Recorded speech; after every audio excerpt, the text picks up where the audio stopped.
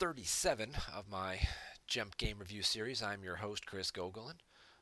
Thank you all for joining us this evening. Looks like we got about 9 or 10 people watching right now. Before we jump into the game review, obviously we'll do some recap of some other stuff that's been going on. First off, the Match Play Championships are coming up in 8 weeks, 9 weeks. That is the next big North American championship live event. I'll be in New Brunswick, New Jersey, where it's been for the last 8 years now. All the information can be found on the PC forums. We've got 17 players signed up so far out of a possible 64 in the bracket. I don't know if we're going to get to 64 this year. Hoping, but I'm sure we'll get at least in the 50s, and the top seeds might get a bye. But definitely always a great time at that event. It's an NCAA style bracket tournament. For those of you unfamiliar with the tournament, you can find all of the details here, the hotel information, schedule of events, some information about how the tournament works. But I just also want to point out the European Championships have been scheduled as well. That's July 12th through the 14th. So if you are a European player, that would be your next big event. There's also, if you go into the tournaments section here on the forums, somehow I got that minimized, there are all kinds of additional events coming up. They just had their big Germany tournament, the Raltier Regional, there's the Welsh Open. So there's all kinds of events going around if you're not in the United States. My cat's being very chatty. I'm kind of just making sure he's not stuck somewhere. He has a tendency to do that. So, come here, buddy. He's playing hide and go seek in my bathroom. Thank you, Queso, for renewing your subscription for the 4th consecutive month. Very nice of you to do that. That's the other thing, of course. If you have your Twitch Prime, if you have your Amazon Prime account, make sure and link it to Twitch, and then you get 1 free subscription each month. You click that little purple button up in the top right corner that says subscribe, and the Players Committee gets a little bit of money. It costs you nothing because Twitch gave it to you for free, and it gives us a little bit of revenue so we can continue to do all these streams and stuff. Even if you don't have the ability to subscribe right now, click the purple heart. Make sure you are following us at least. Followers are good too. Certainly helps us out any way we can, but we appreciate the subscriptions. When you have certain numbers of followers and other things like that, you get other perks and benefits as well. Always trying to grow our content. Looks like we're at just over 300 followers now, which is awesome. So thank you very much for that as well.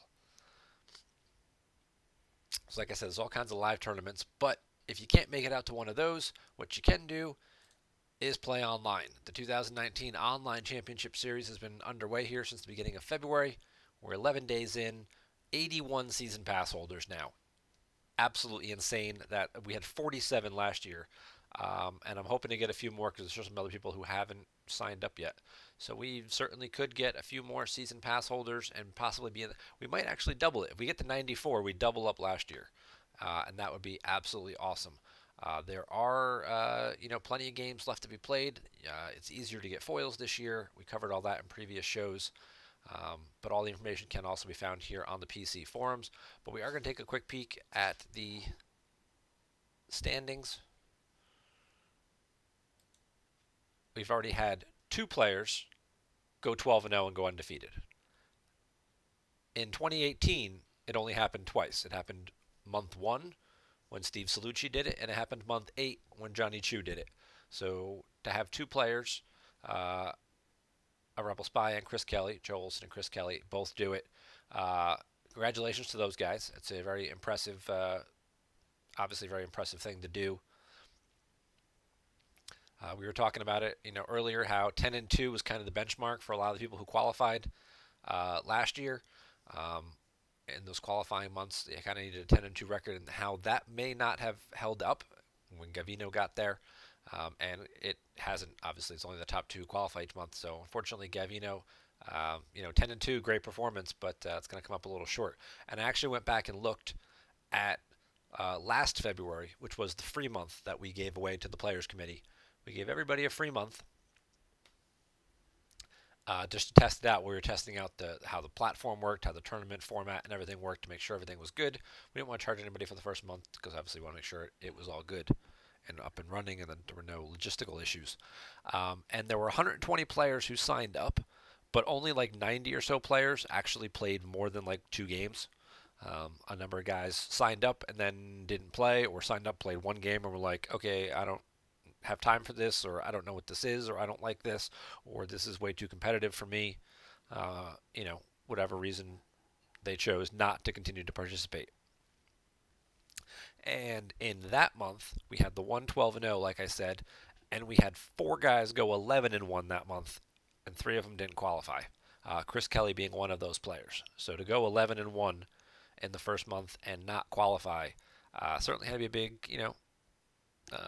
shot in the pills. And he came out this year. He actually he didn't qualify last year. He was the points leader.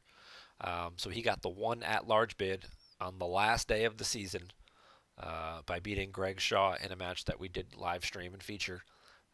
The two of them were the point leaders, 1 and 2, and they were 1 point apart. So whoever won that game between them was going to be the one person to qualify. But now Chris Kelly, I'd like to say he punched his ticket month 1, but there's certainly some other guys who could get in the mix here, who still have a chance to run the table and go undefeated. And of course, looking right here, Silver Glen, number 11, 8-0. He only needs 4 more wins, and he'd be there too. And then we start coming into tiebreakers and win percentages, and the fact that you could go 12-0 and possibly not qualify. I can't imagine what that heartbreak would feel like. Like, I've gone, to major tournaments, and I've been the bubble boy. It's kind of a running joke for a while. Luckily, it's not happened lately. I've, either clearly made the top 8 or clearly been nowhere near the top 8. But when you're number 9, it's kind of a big letdown. So hopefully, it's going to be close to see. We've got, Silver Glen, like I said, at 8-0 right there, and then you go down a little further, and I think there's a couple people. Lenny was 6-0. Oh, Lenny's 5-1. Okay, so he must have lost a game. I think that's about it right now. Silver Glen at 8-0. Wise has at least 1 loss. That's 2 losses. I think that's 7-2. There's still going to be plenty of good months. Then we go down a little bit further. Killer Kiwi 4-0. Hayes is 4-0. Obviously, some of these guys have a lot more games left to play. Play gets 3-0. So they have some work to do. Obviously games get harder, especially as you get later in the month and people are trying to get their games in to qualify. There's still a number of players over here who really haven't played much in it at all. Brian Fred's only played 2 games. Emil Wallen's only played 1. Plenty of other players over here who still need to get their games in. So we'll certainly see.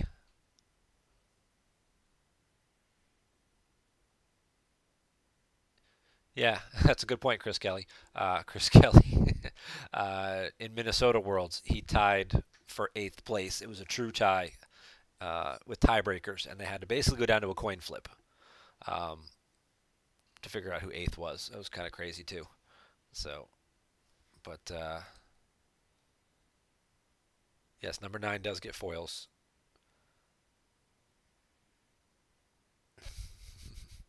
So at least there is that. At least at live events. At live events, top 9 get the exclusive foils. But so still plenty of games left to play. But for the OCS, it's only the top 2 qualify each month. But there are at least 2 point leaders who will overall point leaders who will get spots. So don't forget about those. So if you're thinking like, oh wow, these guys both went 12-0, what's my point? I'm playing the rest of my games. There's no way I can get to 12-0 and qualify. I'm 5-1. Well, finish out your games because A, you got to get to 8 to get the foil, and if you get to 12, you get the second foil, second copy of the foil. It's the same one. You don't get 2 different foils. And then, obviously you want to have a good running total because at the end of the 7-month period, the top 2 people point totals that don't already have a qualifier will advance into the playoffs as well. And of course, all the details can still be found here. The individual $10 monthly registration for February is closed, but you can still purchase the season pass. And if you do that even after the February 8th deadline, which has passed now, I'll probably still add you to the list. I don't know if you'll have time to get all your games in for February, but at least you'll be set up into the season pass holder list so you can get your games going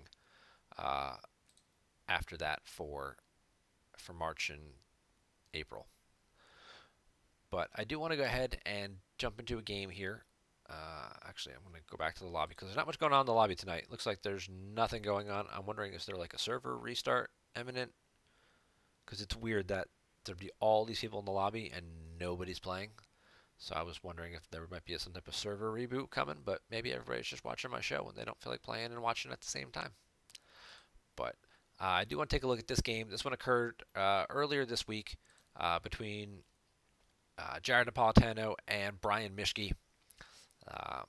I caught the last 5 minutes of the game, and it looked like Jared was going to win, and then he did something that I don't think he realized how it would work, and ended up losing the game just barely.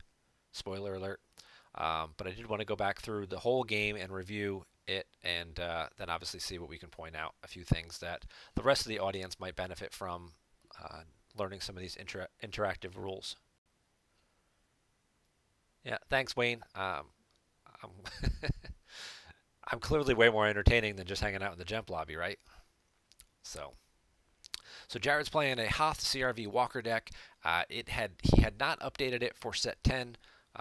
He did realize afterwards there were a couple of additional set 10 cards that would be beneficial to the deck, including the new Marquand in Blizzard 6, which would be a good addition, as well as switching out Established Control for Kuat drive yards.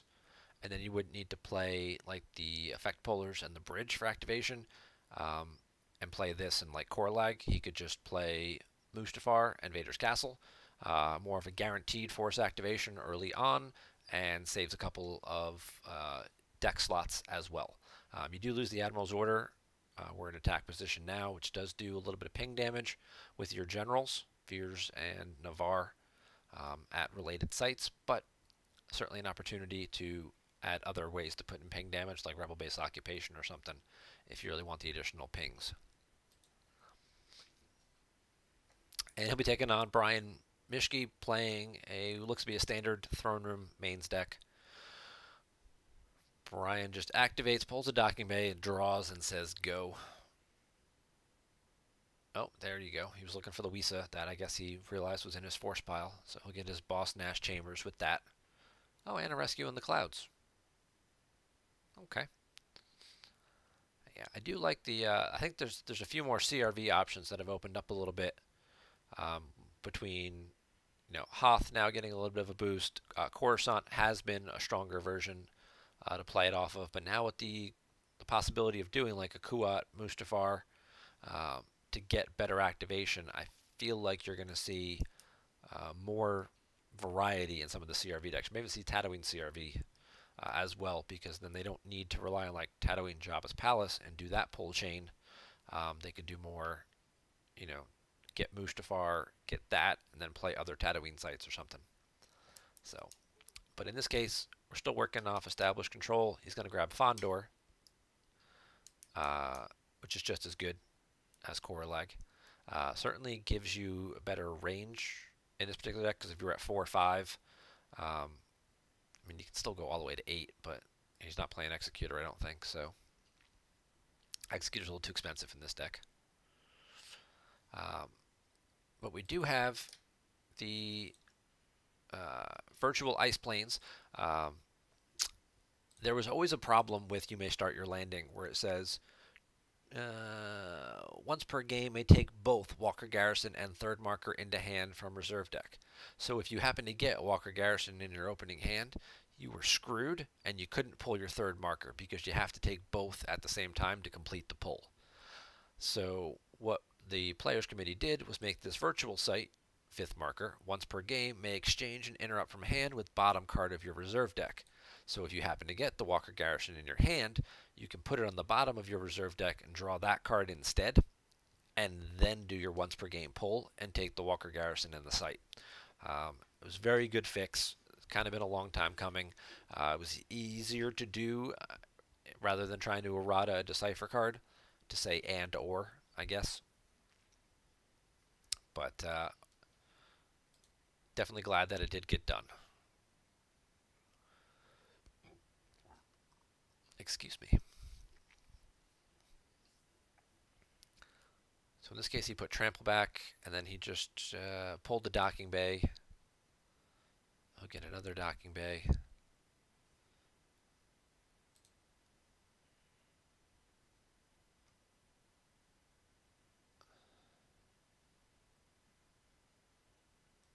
And it looks like Bryan activated 6 on his turn, pulled the docking bay, dropped the Boss Nash Chambers, played Speak to get the Jedi Council Chamber, drew 1 or 2 cards, and just said go. So Bryan's sitting on 12 activation with 4 more behind it, and a full 12 card hand. Well, it's not a full 12 card hand, but you know, everyone likes to stay at that 12 card limit. So certainly going to be have to be very cautious in how Darkside approaches here. You notice Darkside didn't put out their 3rd marker because they don't want Lightside to get there first. It's always harder, you know, to try and get guys off your sights rather than defending when they come attack you at them, because then you have the ability to try and, you know, do things like barrier and counter beat and that kind of stuff.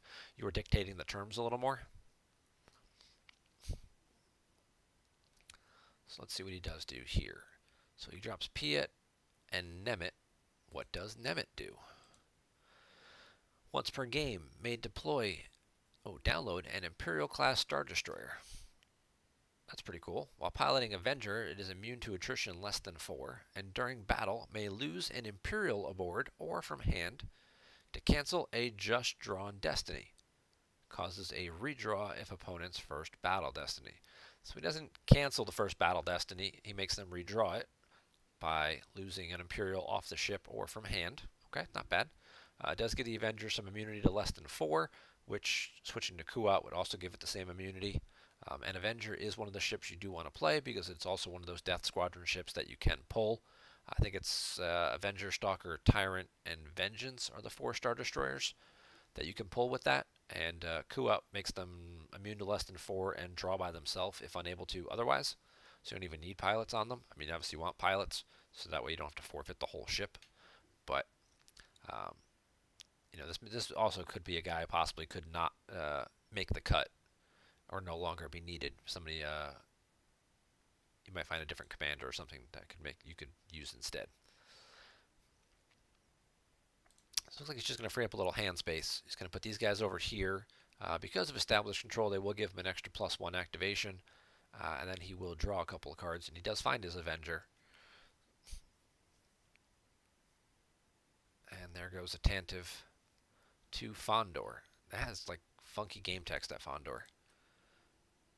If you occupy, all opponents' Corellian Corvettes are forfeit -4. So that Tantive is would only actually be this thing 7, so it'd be forfeit 3. That's interesting. Yeah, Fondor does have some weird game text there. Yeah, you could cancel Weapon Destinies, which certainly with the hidden base running around until that gets addressed. Nemit does have some value there. It's a good point, Queso.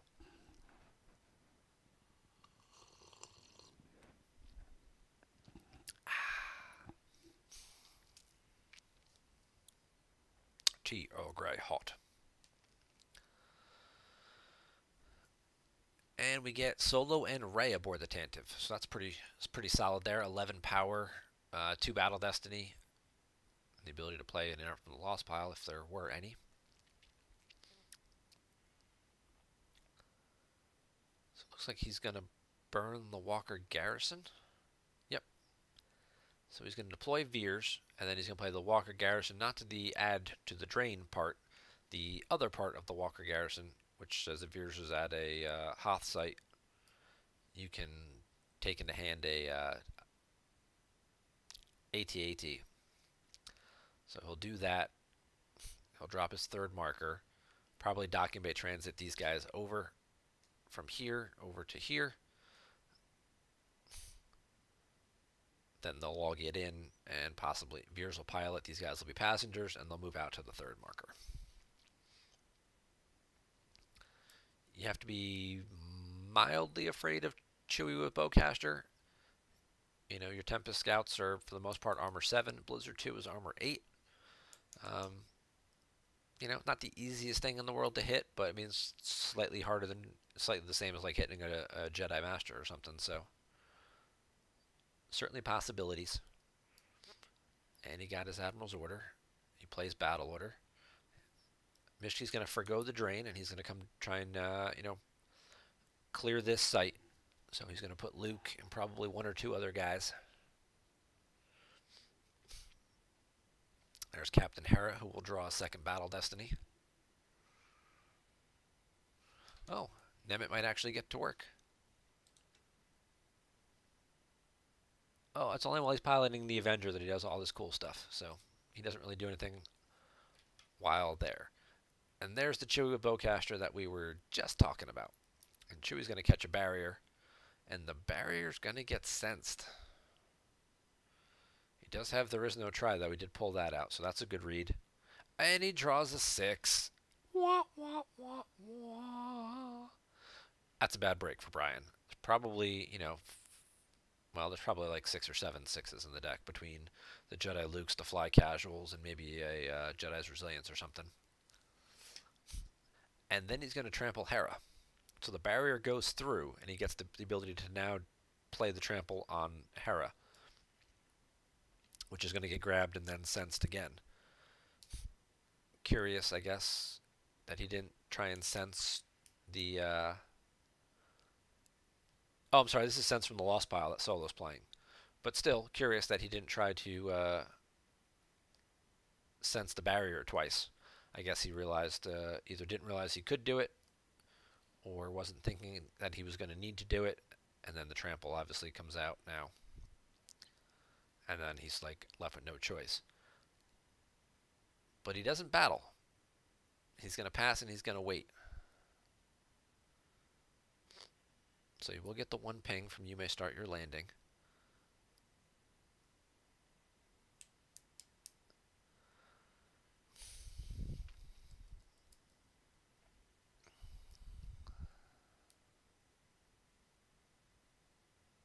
And Tarkin's going to come down, and Tarkin's going to get a bounty. And we'll see what cards he has to pick from.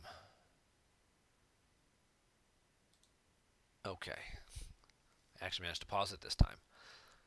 So what do we got? Oh, we got Blizzard Scout 1. That's the card I'd be thinking about pulling out of here, because Blizzard Scout 1, during battle, if with your piloted AT-AT, may cancel game text of an opponent's character present. So you grab that, and then during battle, as your first action, you cancel Chewie's game text, and then Chewie can't shoot. So that would be what I would take, and that's what Jared takes too. Good job. Yeah, I do my own sound effects there. I'm like Michael Winslow.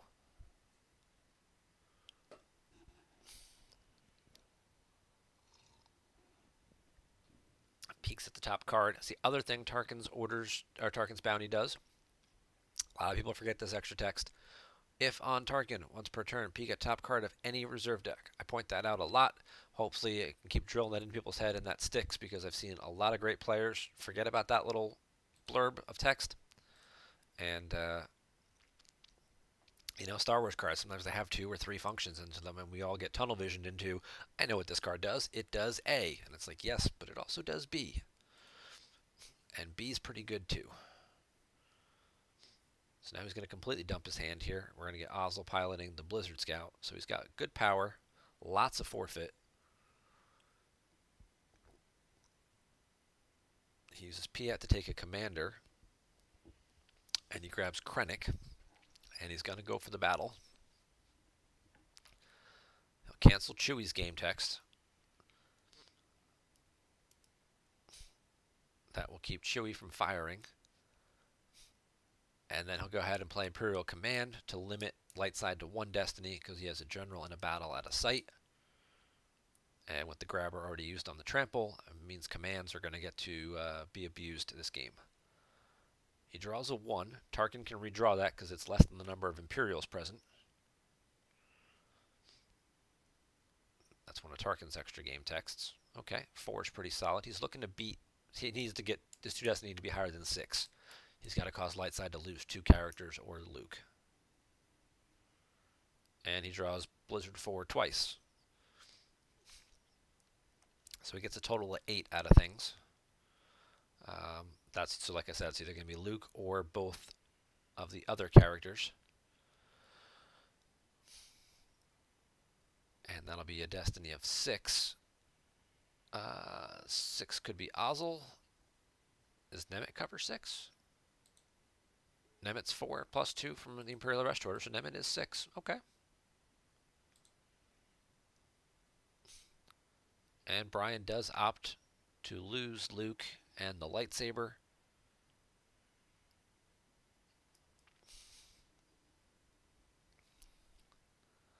And people often ask, you know, why do you play Imperial Arrest Order, the regular version? Why don't you play the combo so you can save yourself the Secret Plans shield? Because the combo version only makes your Imperials forfeit +1, whereas the non-combo makes them forfeit +2. How often does that really come into play? Well, that last battle he drew a 6. He can forfeit someone like Nemeth or someone like Ozzel and cover 6, as opposed to having to lose someone like Veers or Tarkin, who are much stronger characters. It does add up. Chewie's going after Tempest 1. This could be brutal. Sorry about the mess. Non-combo. That doesn't have the canceller for it. And Bryan gets unlucky again with his Destiny draws and draws the 7. This is one of those games for Bryan where he's just kind of drawn things for the wrong things at the wrong time. He drew the 6 for the sense. He drew the low Destiny for the weapon swing. Luke number 2 is not a surprise. There's at least 4 in every Throne Room mains deck. Some people are running 5. Haven't seen anybody really use 6, but 4 or 5 is usually the number. And why not? He's Destiny 6. Oh, and Lando's coming as well. So now this will be an interesting choice. Chewie will get a second shot. He had a couple characters in there, like Padme, but he also had a bunch of 5s and 6s. So if he can draw a 5 on the second one, he'll be okay. He draws a 4 again. This game should be going a lot differently for Bryan, and now I understand why it was so close at the end. Spoiler alert.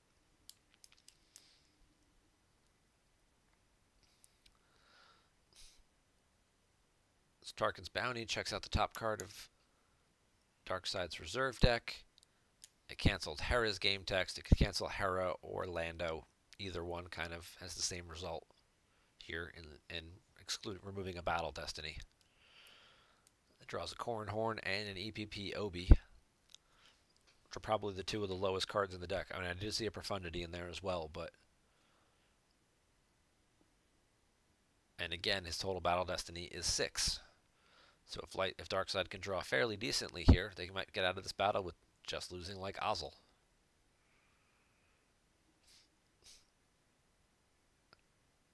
That's kind of ballsy. He drew a 5 for the first Destiny. He's going to try and redraw the 3. He gets lucky and redraws a 4. But with the number of characters, vehicles, and starships that are probably floating around through his reserve deck still, he very easily could have drawn a 1 there, and then he's only at 6. Where he was with his other total, he would have had an 8 for total battle destiny, which would have again either killed Luke or gotten rid of 2 characters. And Darkseid gets away with just forfeiting Ozzel. And we see Luke die again. Okay.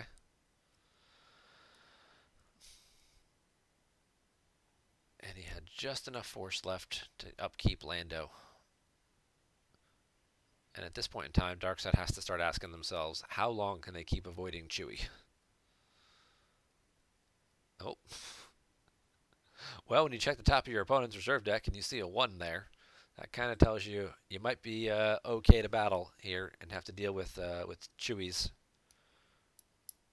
blaster swing. Now, the one thing to also keep in mind here is Lando's game text, because Lando says the opponent initiates battle, retrieve one force, and add its destiny number to Lando's power. So Lando can get cards back as well. So you'll make sure he's probably the game text you want to end up canceling this time around. Whereas before it didn't matter between Hera and Lando. When you battle Lando, you kind of want to cancel his game text.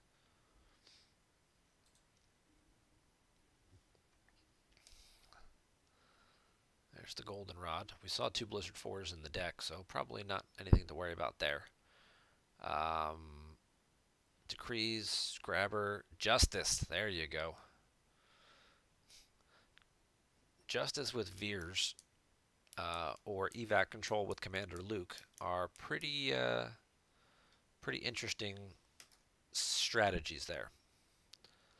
So Justice says that you are both players are prevented from drawing more than one battle destiny. But Veers, who should be here, draws 2 if unable to otherwise. Same thing with Commander Luke when he's piloting a Rogue One. He draws 2 if unable to otherwise. So when this says you only draw 1, this overrides it and says, no, you draw 2 because you're not able to draw 2 otherwise. So light side will be limited to just 1 destiny draw. Dark side will still get 2. You can use the Blizzard Scout, cancel Chewie's game text freely now. Justice will limit him to 1 destiny, so you don't have to worry about canceling either of their game texts instead. And he wisely does those in the right order, not just pulling a card off Justice blindly, in which case that would allow Chewie the opportunity to shoot.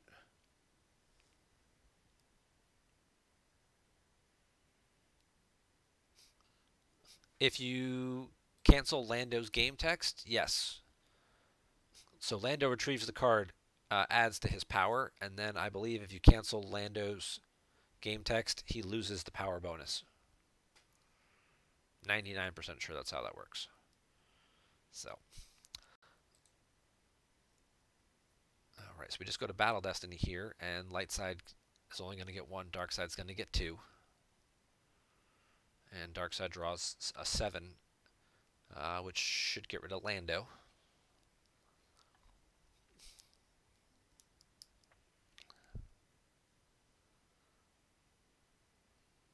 And he just draws the Profundity, which was a nice little low Destiny 1 there.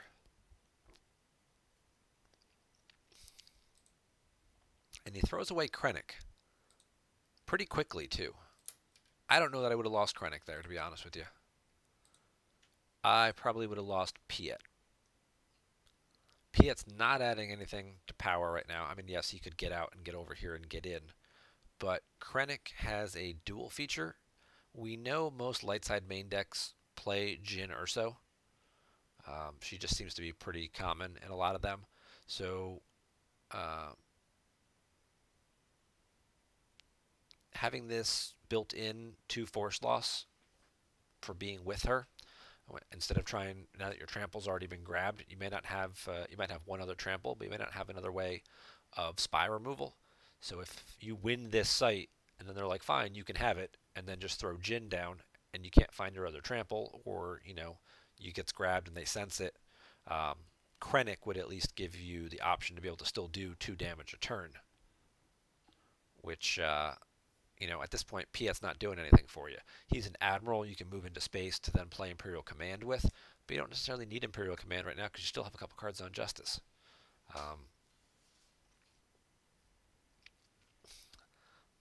That's just my opinion.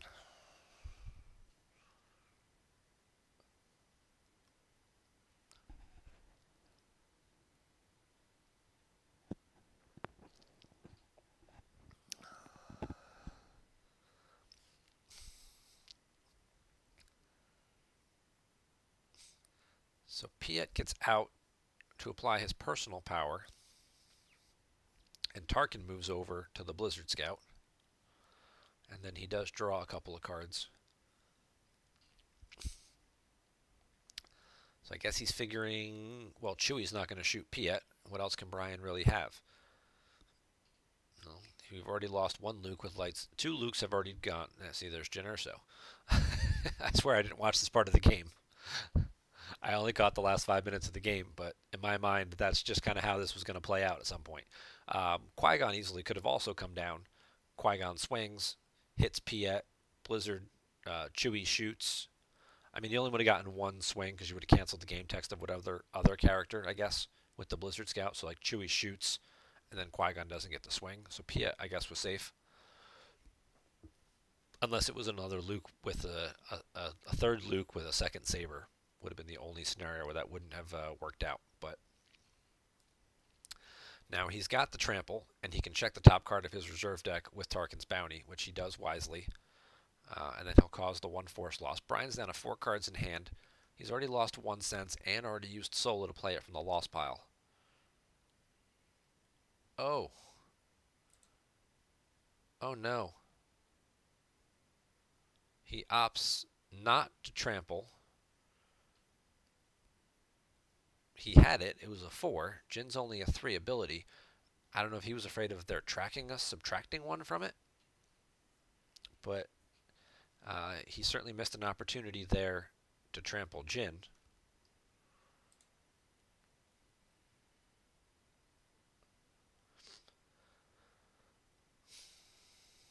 And he's going to no escape back the cold feet. I guess, well, A, he's shield busted, so he's going to want to go ahead and do that and get himself a secret plan shield, because you never know when there'll be some retrieval. And then I guess we're going to see the Avenger go to Hoth, and then Piet shuttle up and the Admiral's Order come out. Or possibly just Mahdi. Admiral's Order and then Mahdi. Or both. The Admiral's Order also makes Admirals deploy -2. Other pilots are -1. So Mahdi actually only costs 1 to put down. And now he'll make it immune to less than 5.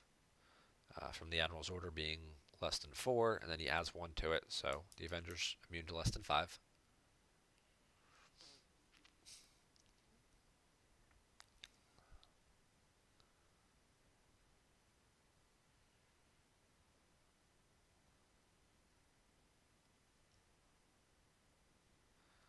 And then he's just going to draw some cards.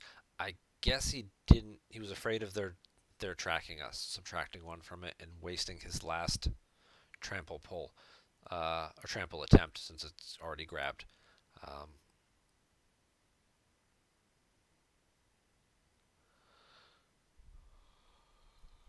he's going to top deck some cards that'll, I guess, hopefully get him closer to down to that 5. But if he had kept Krennic, he'd have been doing 2 force loss and wouldn't have cared about Jyn. Jyn may not have even been deployed. Because basically it's a waste of force. You're spending a 4 force to deploy Jyn, who blocks a drain of 2, but is now with Krennic, who makes you lose 2. So there's really no point to even deploying her. You'd almost rather, especially with him not satisfying battle plan, he'd rather make him pay 3 to drain for 2. Oh, there's Vader. Very much like to have him. That's the other benefit of doing the Mustafar Castle stuff, is that you can do the once per game, get Vader, and then move him, over to one of your Hoth battlegrounds.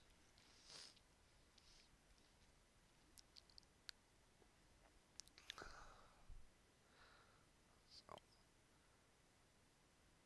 yeah, I took this deck list. I made the few of the updates and changes myself. Just kind of playing around with it a little bit, and played a fun game with it the other day. I think it was Saturday or Sunday, just for funsies. It seemed like it was working pretty well, but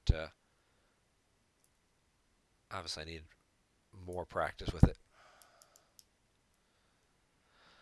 So we get a drain of 1 at Hoth. You get 1 ping from the Admiral's Order over here for having a general at a battleground site. And now he's going to go for the trample. Because this is the 5. Here comes the sense.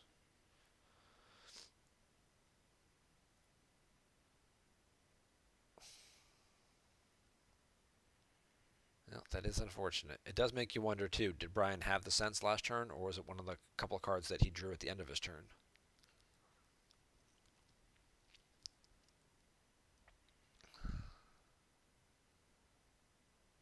Loses Corrin and Padme, so he's down 2 more characters. He had some pretty good destiny in there. It wasn't the 5 on top either. It was another 4. So I don't know why he didn't go for the trample on Jyn last turn, but he did not. Oh, he picks up Imperial Domination. That's another fun card. Let's read that one real fast. This is like a scum and villainy kind of thing for Imperials.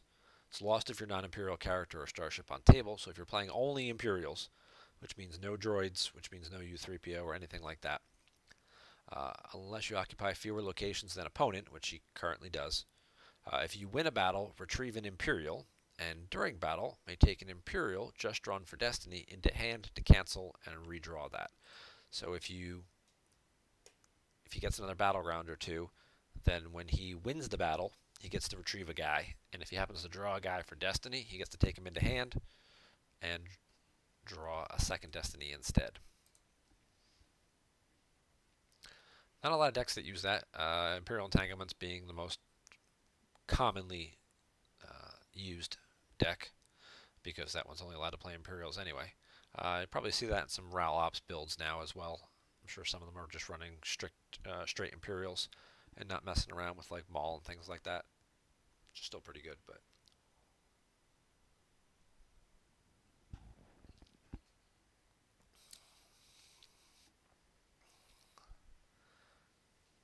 okay. Image of Dark Lord. That's a good one to go get.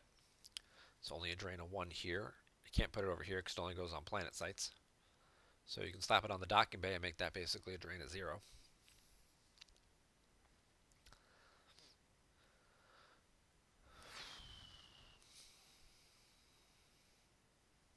Well, that is a 5 on top. He's going to lose the other Admiral's Order, which he doesn't need. He's got his Blizzard Walkers pretty much on the most part in hand. But he is running low on life force here.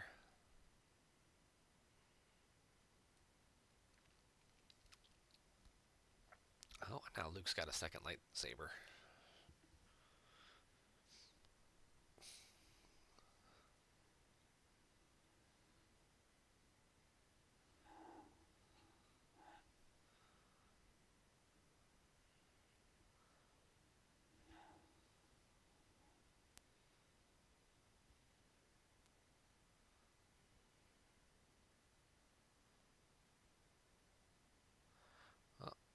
Lightside is winning the drain race. They're both down about 13 cards, 12, 13 cards left face down.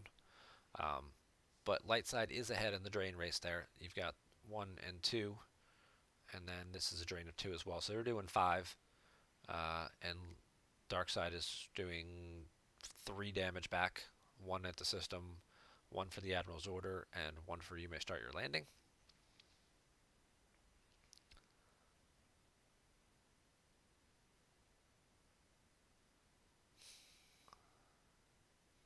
Curious. Okay, so he moves the Avenger over. He doesn't play Thrawn because he's holding Thrawn back to try and be sneaky, because he's going to use Justice anyway, so he's going to limit both sides to 1 Destiny draw. So Thrawn's not going to do him a whole lot. But if the Tantive does stay in battle, and then one of these guys gets forfeited, now Lightside's only going to get 1 Destiny, and then Thrawn can come back over the top, plus the command, and then he can draw 3 Battle Destiny, and probably clear, Rey and the whole ship.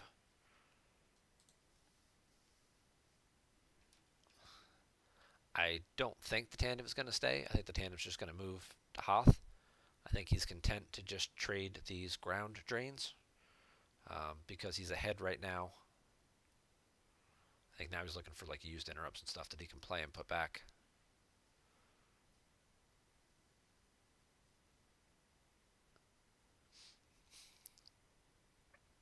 And he just finally found the bridge how many turns later? Whereas if it was the castle, it would have been out turn 1. Or 2 if you activated it.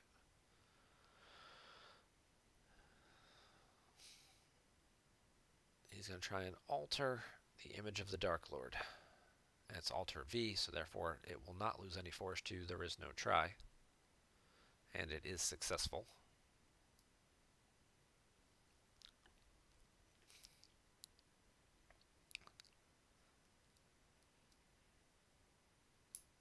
And now they will get a drain of 2 in there as well.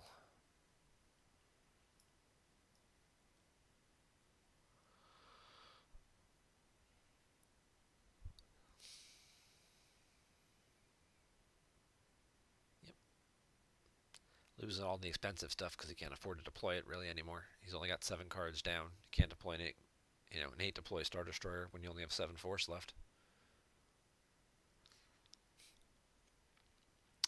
Okay. Oh. Bryan was going to add Anakin as an extra pilot. Anakin adds 1 to each draw. Are they thinking about it, or did the game get stuck here? Oh. It looks like they did not revert after all. So I guess they talked about something and decided whether or not he was going to allow the revert, and the decision was no. Or Bryan changed his mind and decided he didn't want to revert after all, and he was okay leaving him there. And maybe now they're talking about it again in chat, or hopefully the replay link didn't freeze up. I know sometimes people try and do reverts, the link can freeze. That'd be unfortunate because we're like, I think I came in on the game on turn 10, so yep. Oh. Wah, wah, wah, wah. Well, that's unfortunate that the replay link got glitched up when they did the revert. Yeah.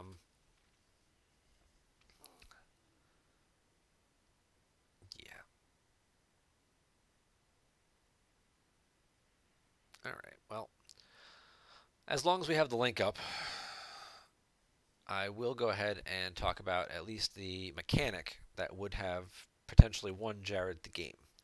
So this little vehicle here may move as a react. The situation that he had was he had guys here, and Lightside had guys here, and Blizzard Scout 1 was over here at the 5th marker with Admiral Mahdi. So obviously the game had progressed a little bit. People had moved and shuttled around and whatnot. They both had like 5 or 6 cards left. And Jin's cover was broken, and she was staring right across at them. And he initiated battle here, and I think it was like Luke or somebody against Veers and a Walker. And he didn't react Blizzard Scout 1 over because he didn't want to leave Mahdi to get his ass kicked by Jin.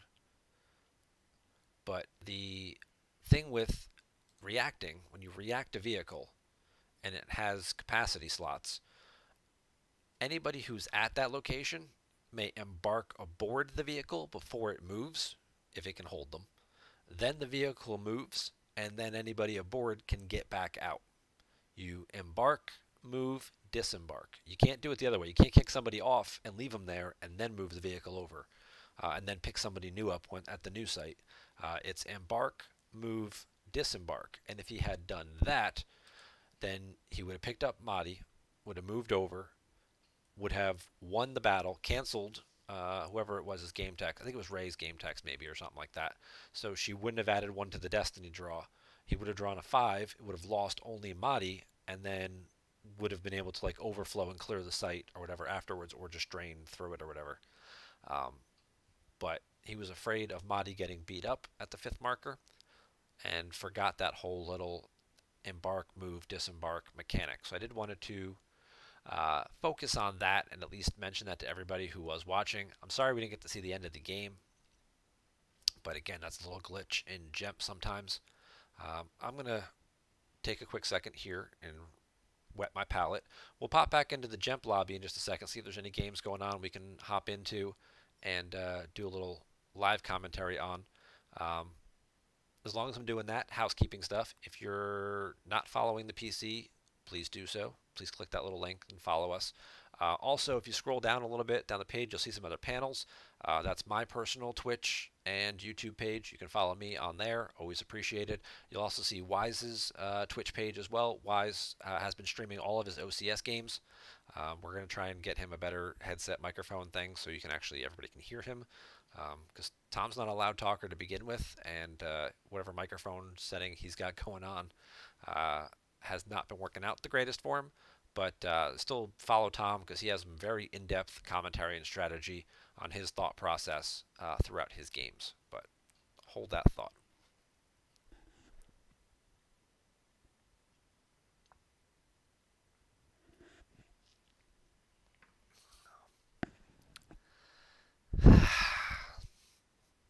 All right, so let's pop back over to the GEMP lobby and see what's going on. All right, so we got one guy waiting to get a light side game in.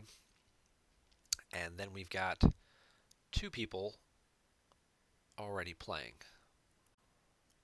Look down here, and there's plenty of people in the lobby.